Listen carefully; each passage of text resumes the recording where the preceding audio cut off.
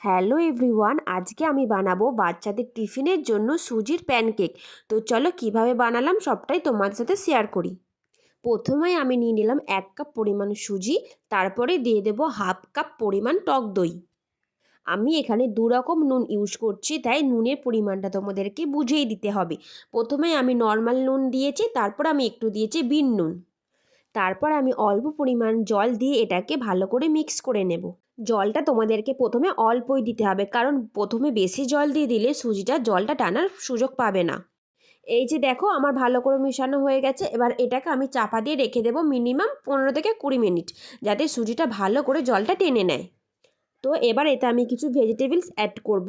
আমি এতে অ্যাড করেছি বিনস, গাজর, আলু। তোমরা তোমাদের পছন্দ মতো আরও কিছু ভেজিটেবলস অ্যাড করতে পারো। এবার সব কিছু আমি ভালো করে মিক্স করে নেব।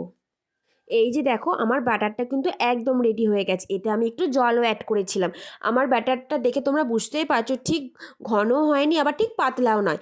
এবার এইদিকে আমি একটু কড়াই বসিয়ে দিয়েছি, অল্প একটু তেলও দিয়ে দিয়েছি। তেলটা গরম হয়ে যাওয়ার পর আমি বাটারটা অল্প অল্প করে দিয়ে দেব। আমি এখানে ছোট ছোট করে করছি, তোমরা তোমাদের পছন্দ মতো করে নেবে। ছোট ছোট করলে কি হয়, বাচ্চাদের খেতেও বেশ মজা লাগবে আর অনেকগুলোও হবে। তো আমার এক পিঠটা হয়ে গেছে, এবার আমি এটাকে উল্টে দেব। উল্টে দিয়ে অপর পিঠটা ভালো করে ফ্রাই করে নেব।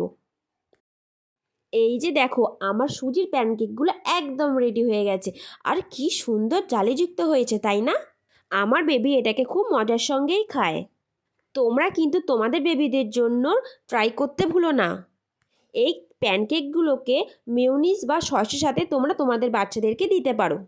তো চলো টাটা, দেখা হবে পরের কোনো ভিডিওতে। আর অবশ্যই তোমরা তোমাদের বাড়িতে এটা কিন্তু ট্রাই করতে ভুলো না।